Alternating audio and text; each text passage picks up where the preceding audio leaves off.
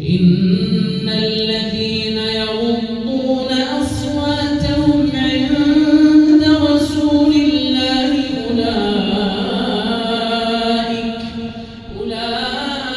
أولئك الذين امتحن الله قلوبهم للتقوى لهم مغفرة وأجر عظيم.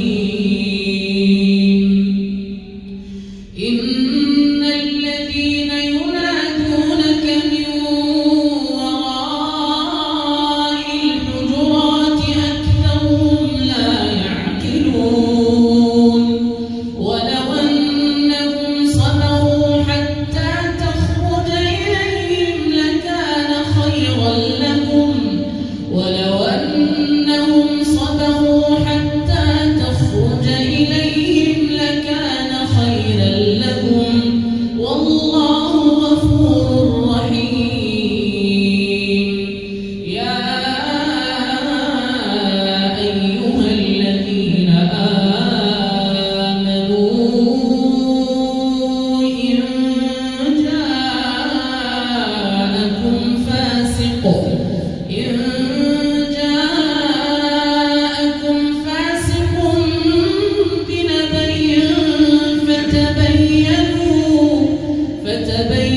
فتبينوا أن تصيبوا قوما بجهالة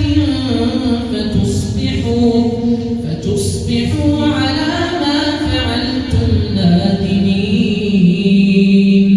واعلموا أن فيكم رسول الله لو يطيعكم في كثير من الأمر لعنتم ولكن الله حبب إليكم الإيمان وزينه في قلوبكم وكره إليكم الكفر والفسوق والعصيان أولئك